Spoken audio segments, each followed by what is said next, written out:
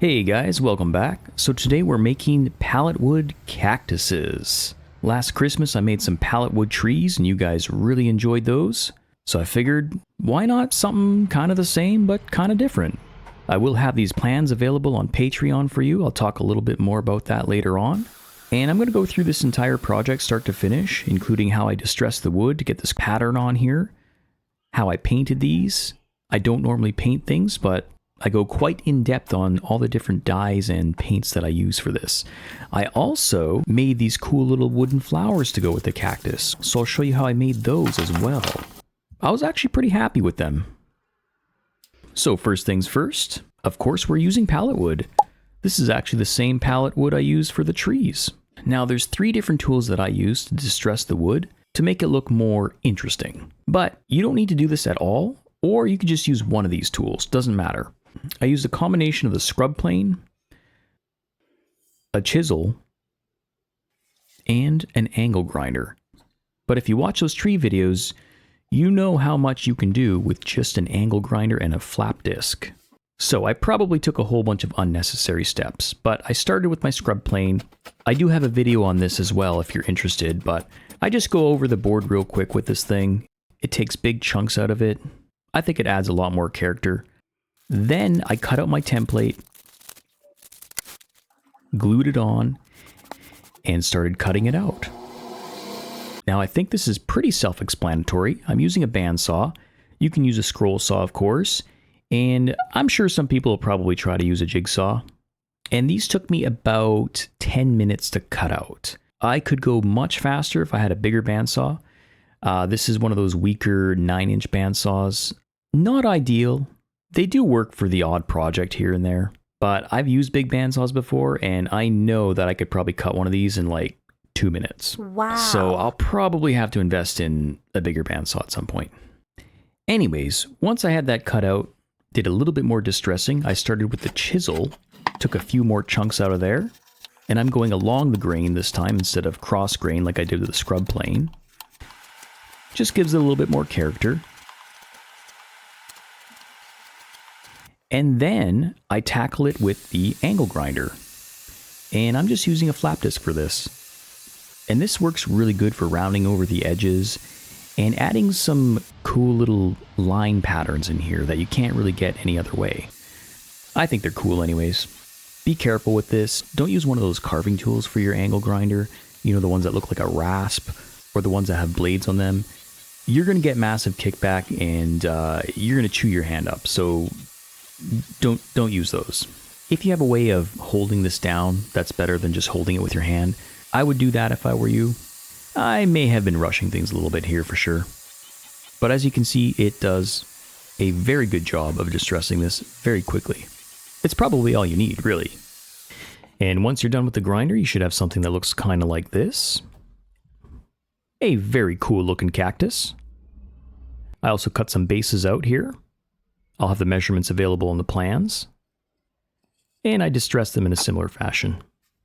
So now that you've got the bones of the cactus ready to go, let's switch gears and talk about the flowers that I carved.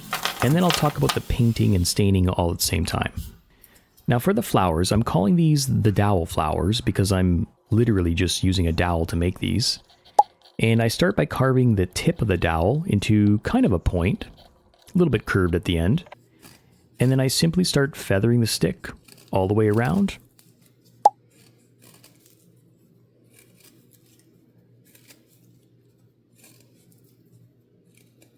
Until I get something that looks kind of like this. Then I just break it off. And I've got myself a flower. Now I know I made that look really easy, but there are a few things to consider here. One is the type of wood that I'm using. This dowel is made out of pine. I tried cedar dowels and birch dowels, and I got a lot more chipping and I lost a lot more of the flower petals with those ones. Now, where did I get a pine dowel from? Well, I made it myself. If you want to know a little bit more about that, I'll leave a link in the description on how I made these dowels with a nut. The other thing I did was I actually dipped my dowels in water, and I was able to get a lot more flower petals when I did this. Now, I know some of you guys are probably thinking that these flowers are just going to fall apart after a while. but I'm actually going to put Mod Podge on these at the end, and this is going to help to hold all the flower petals together. But first, let's talk about how I got these vibrant colors. So for the purple flowers, I actually started by painting them bright neon pink. Once they were semi-dry, I then mixed up some reet dye. This is indigo reet dye. It's kind of like a fabric dye, but you can also use it in woodworking apparently.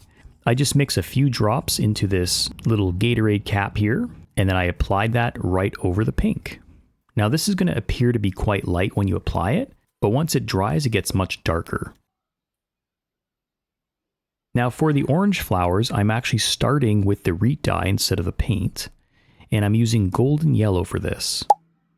I apply liberally, and when it's still wet, I take a red acrylic paint, mix it with a little bit of water, and start applying it to the tips of the petals. And the red just sort of bleeds in with the yellow and makes this cool looking orangey, reddish, yellow flower. And that's how I got these awesome bright colors. That reet dye. Very interesting stuff. I've never used it before, but I like it.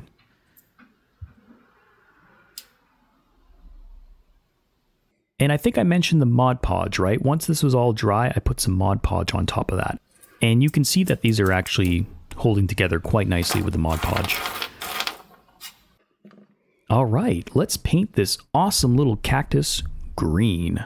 Now for this, I'm using a combination of the reet dark green and neon acrylic paint. Now at first, I just used the reet dye on one of my cactuses, and I felt like it was a little bit too forest green.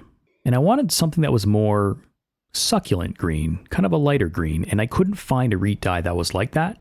So I thought I'd try what I did with the flowers and combine two different things. And it actually worked really well. So let's talk about the reet dye first. I mixed about 8 drops into this little cap of water here. And once again, it looks very light when you first apply it, but it does dry much darker. As you can see here, it's getting darker.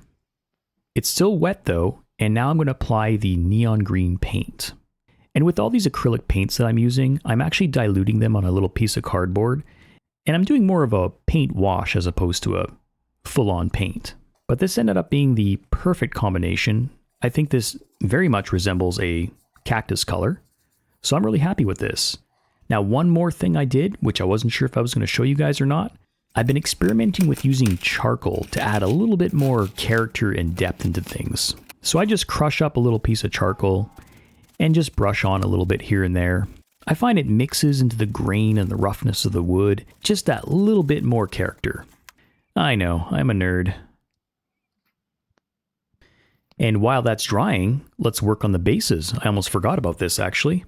So for the bases, I'm actually using a steel wool and vinegar stain. I don't think I'm going to get into that at the moment. Just Google steel wool and vinegar stain and you'll get lots of information. I start by applying black tea onto here. I usually use like the cheapest black tea I can find. I think this is just Orange Pico. Sorry, Orange Pico, no offense. I drink you too. Apply liberally, and once that's done, I apply the vinegar and steel wool concoction here.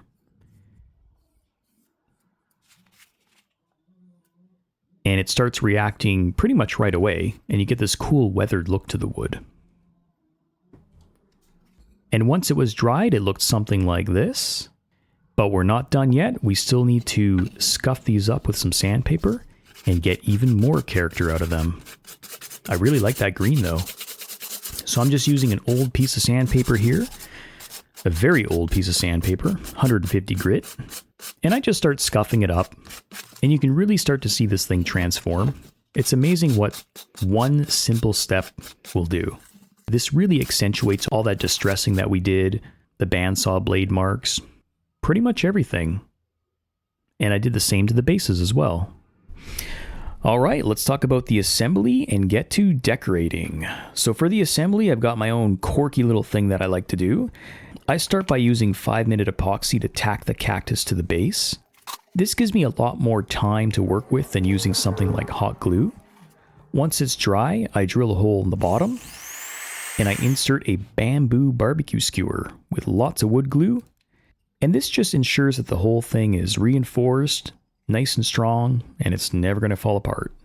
I have people making fun of me for using bamboo barbecue skewers, saying they're not that strong, blah, blah, blah. They're actually pretty darn strong. I did test it a long time ago. I know for a fact that for these types of applications, it'll do. And for the decorating, this is pretty much up to you guys, but I'll show you what I did here. I got these little rocks around the bases. I got huge packages of them from Dollarama, which were a great deal. Got some different colors, but I like these gray ones. And once again, I'm using epoxy to glue these into place. I mean, you can decorate this pretty much any way you like. But yeah, I really like these little rocks. They seem to look okay. And the flowers, I really wasn't sure how many flowers to put on here. I think I ended up making like 16 different flowers, which obviously is way too many. I don't know why I made that. I think 2 on the bottom and 2 on the top looks kind of okay. But I also kind of like the way they look without any flowers as well. So I guess it's up to you. Now for the top flowers, I'm just sort of sitting them in between the branches here. My first thought was to put a little toothpick in the end of them and drill a hole into the cactus and then have them sitting straight up like this. But when I actually tried to do it, I didn't really like the look of it. I like this better. I think I'll just let you guys decide what you want to do with those. So there you go, guys. Awesome little pallet wood cactuses. By the way, thank you to all my long-term supporters on Patreon. Really appreciate it. I was actually thinking about you guys when I was making this cactus project. So I hope you enjoy this. Go make some cactuses. Make some trees while you're at it. They're super fun to make. The plans are going to be available on Patreon. It's only a couple bucks to be a member, and you can actually access a few different plans for that price. Some people don't like the memberships. They just want to make individual purchases. I'll try to set that up on Patreon, maybe temporarily. I don't know if that's something I want to do on Patreon versus doing it on my own website. And just a heads up, Patreon does make me charge a little bit more for the individual sales as opposed to the $2 membership that I have for most people. So if you're wondering why there's a price difference, that's why. Also, apparently, if you're an Apple user and use Apple Pay, you get charged more. So I think you can actually save a couple bucks if you use a web browser and pay through there as opposed to going through Apple Pay. So I hear. Anyways, thanks for watching, everyone. Stay tuned for more. I'm going to keep producing, and hopefully you guys hang around. All right, see you next time.